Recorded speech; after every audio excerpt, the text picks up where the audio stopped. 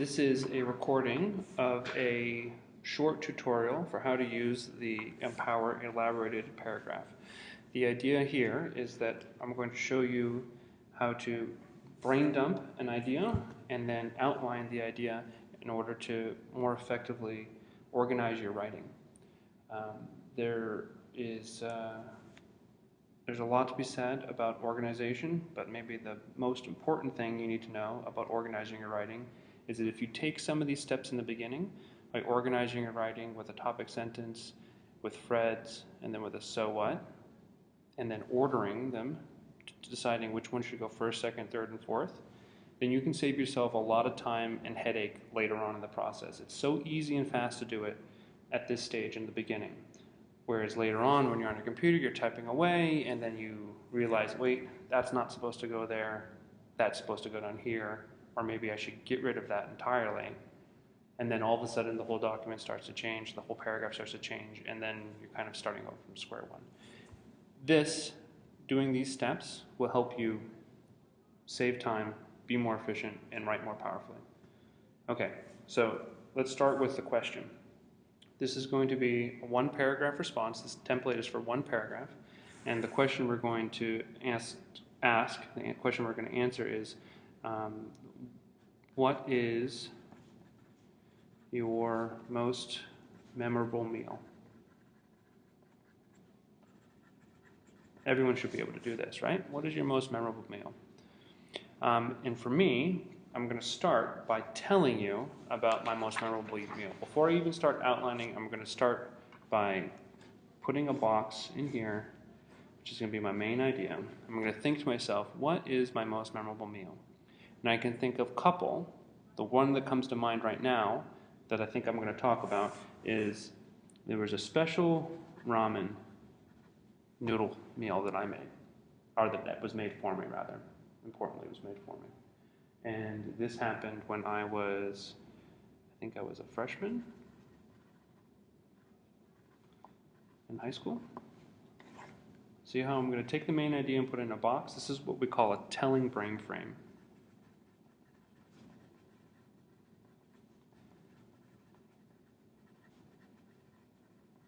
I'll tell you more about brain frames later on, but basically a telling brain frame is a way to start organizing your thoughts before you actually get to the outlining stage. So I'm just telling about this main idea. I put the main idea in a box, and then I put the supporting ideas in circles around it. I was a freshman in high school. My dad made it for me. I had been sick when he made it for me. I was in the bathtub when I ate it. I was a freshman in high school. I had just come back from boarding school. It was one of the first times I traveled by myself.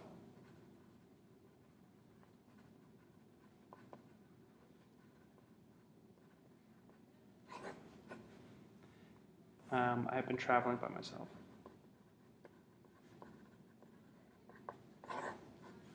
What do I remember about the food itself? I remember it was salty. It was a double batch.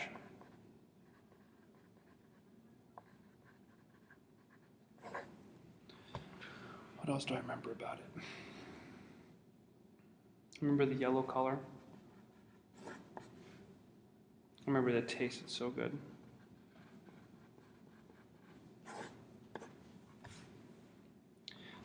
The most important part about it, when I think about it, is that it was my dad that had made it for me. And I was kind of emotional at the point, right? So I'd been sick and I was emotional. But when my dad made it for me, it was the end of a journey, right? And so I had this really big,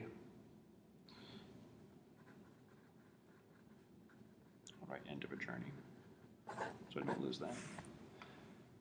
I had this kind of release and relief. And then relief. I had finally made it home. Something scary had happened. Oh, I should probably tell you about something scary that happened. So I was sick on the airplane, and so I was flying from Boston. Let's see, I was in Boston. I had to go to Heathrow, and then I had to go to Bahrain, and then I was going to Doha. And let's see. I was sometime in, it was winter, it was Christmas break, right? And this is kind of a sequence. This is actually kind of the beginning of a different brain frame, but bear with me here. So I was over Christmas break, and I was in Boston Logan Airport, and I ate clam chowder. And maybe they weren't so good. And I started feeling sick kind of right here about London, and then on the flight to Bahrain, I'm flying by myself, by the way. I mean, there was you fly as a minor, you have like assistance, right? Like the flight attendant takes you onto the airplane, takes you off the airplane to your next gate, so you don't miss your flight or whatever. But I was essentially flying by myself, so I didn't have anybody who could help me while I was feeling sick. And then as we were landing in Bahrain, I puked all over myself. It was so embarrassing. I'm 14 years old. I still remember what I was wearing, khakis, this green flannel shirt, and I vomited all over myself. And because I was so sick, I was looking for one of the bags in the seat back, and I couldn't find it, and it was bad. So we land, and then as soon as we land in Bahrain, they take me off the airplane, and there's a security guard and a guy with a wheelchair, and the security guard has a machine gun, and that's what I remember. He was a khaki uniform, and he was carrying a machine gun, and he put me into the wheelchair. I'm like covered in puke. I have my backpack.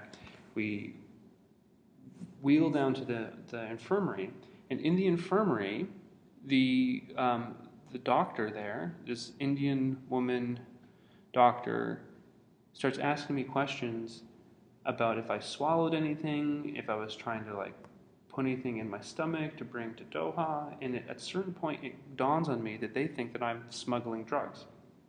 And they think that I've swallowed a condom or a balloon of drugs, and that the balloon has exploded in my stomach and I'm having a reaction to it. That was what they were worried about.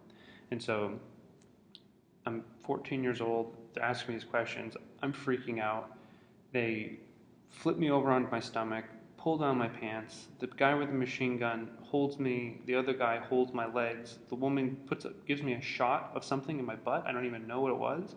She gives me a bottle of rehydration salts, and paperwork, stamp, passport back, take him to the airport, or take him to the gate, and he'll make the next connection to Doha. So this is back in the days, this is 94, right? So Doha, if you've been to Doha airport now, that airport didn't even exist when we were there. I mean, it was a very much a developing country airport when we got there. And there's no cell phones, and my parents had no idea what happened. They were waiting for me at the airport. My bags came out from my flight, but there was no roaming. Nobody could tell them what to do. They're kind of freaking out. I arrive, and I look a mess, and I'm like crying, and Mom, Dad, I miss you so much. What happened? And I'm telling them the story, and they're just like, oh my God, what happened? We go home. My dad takes my bags. My mom takes my clothes. My dad runs a bath for me, and then he goes down to the kitchen, and he makes me this double batch of ramen, and I'm eating the ramen in the bathtub. He brings it up in a bowl, and I'm in the bathtub. I'm just so happy to be home. I'm so relieved. He gives me the ramen, and I'm eating the ramen, and he leaves, gives me some privacy, and I just cry. I'm like so relieved to be home, and I just love my parents so much, and that they were taking care of me, and it felt really, really good. So the ramen itself is, ramen, it's like 15 cents, right? Ramen's not a particularly healthy meal, but the memory is associated with it. That memory is the big idea. I'm going to tell you a little bit more later about you don't want your ideas to come back to the same spot. That's boring. You want your ideas to move, or ideally, to another level. So I don't want to start my paragraph about ramen and then end my paragraph the same way. I want to start my paragraph about ramen and then end somewhere different. Or start my paragraph about ramen and end in a different idea altogether. About, maybe love and family and being taken care of, right? Okay, so this is my telling frame. This is my organization of my ideas. I'm dumping my brain onto the page. Here's the outline. What is your most memorable meal is my question. I write the question at the top so I can always refer to it. Okay. Here is the, let's zoom out a little bit so I can get a little more room here. It's fancy. Can I do this? Focus. All right, cool. This box right here is for the topic sentence. First sentences are important. First sentences tell the reader what they're about to read. Last sentences are the most important. Last sentences leave the reader with the final impression or an idea that's going to connect to the next paragraph. This is a standalone paragraph, so it's super important that this last sentence be really memorable. We ask ourselves in the last sentence, so what? So you had this ramen meal, you were sick, so what? The so what, I think, right now in my head, is going to have something to do with that feeling I had about my parents, but I'm going to leave my mind open to that for now. This, when you're outlining, this topic sentence should be a complete sentence. The so what, as much as you can, should be a complete sentence. The Freds, and if you look really closely inside here, what it says is fact, reason, example, detail. That's Fred. Fact, reason, example, detail. The Freds are just going to be, we're going to park an idea, and we're going to say a little bit more about it. And saying more about the idea helps us elaborate on the idea. When we talk about organizing writing, the text structure is important, the paragraph structure is second most important, elaboration is the third most important. Then cohesion is connecting it all, and then sentence formation, and then further on down we worry about mechanics and spelling and handwriting and stuff like that. But the most important part is the organization and the elaboration. That really takes the most brain power. And if we get that stuff figured out in the beginning, then we're going to be doing pretty well later on. So a topic sentence. When I'm doing expository writing, my topic sentence is going to be one of two things. It's going to be a fact statement or it's going to be an opinion statement. So the first sentence needs to tell my reader what they're about to read. I'm going to start with something like, my most memorable meal was a bowl of chicken ramen soup that I ate in a bathtub.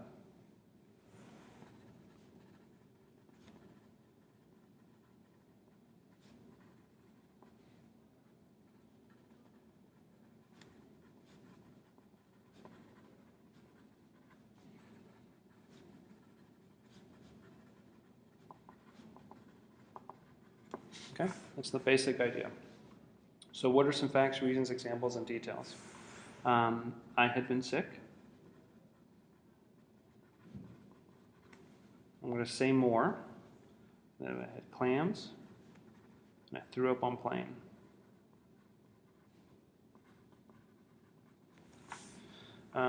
Another fact, reason, example, detail. Dad made it.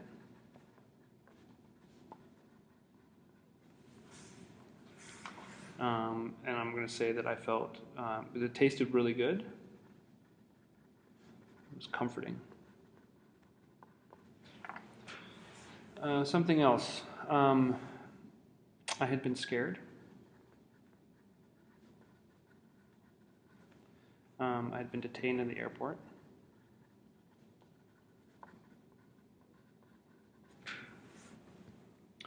I think traveling by myself was important.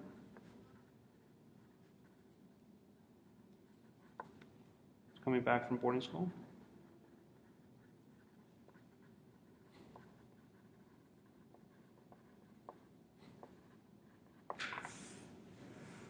Maybe 14 years old. It's important to say that. I haven't really said much about the ramen itself.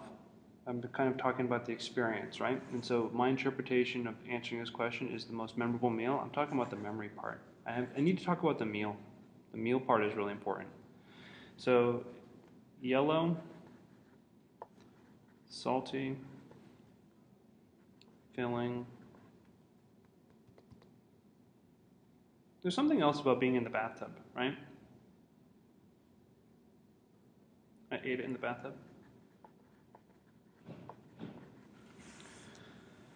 Okay, so let's organize the ideas. Which one of these should come first?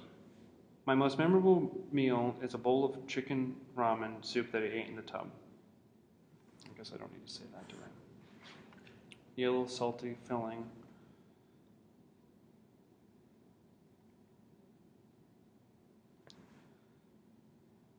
And something about like chicken noodle soup when you're sick. Remember those books, Chicken Noodle Soup for the Soul? There's some kind of connection there. Maybe I can get that in there when I start typing it up. Okay, so my most memorable meal was a bowl of chicken noodle ramen soup that I ate in the tub. What's the first thing that needs to happen? Probably I had been sick and I ate clams and I threw up on the airplane. That's the first one. I had been scared and detained in the airport, traveling by myself. No, this is the first one right here. And the second one is that I had been sick, and then that I was scared and I was detained in the airport. And then the fourth one would be Dad made it for me and tasted so good and comforting. And then the fifth one would be, it was yellow, salty, filling, and the chicken noodle soup when you're sick kind of makes you feel good, right? So my so what is that I had a feeling of relief and release. Those are going to be the ideas I start with. So I'm going to try to craft a sentence here that I can use as a so what. That doesn't need to be my final draft. It can just be the first draft of it. It's important to know your so what in the outlining stage, in the same way that it's important to know where you're flying to when you get on an airplane. You don't want to get in the airplane and decide where you're going to next. You want to have a plan before you get in the airplane or before you get in the car. You want to know where you're going. You want to have at least an 82% idea of where you're going, okay? I say that as a little bit of a joke, but just to say that you should have a majority of an idea of where you're going, okay? So how can I put relief and release into a sentence? Being with my family, safe and warm,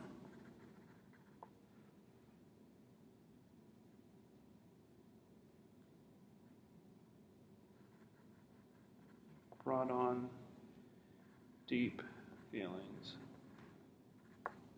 of love. This is not a beautiful sentence.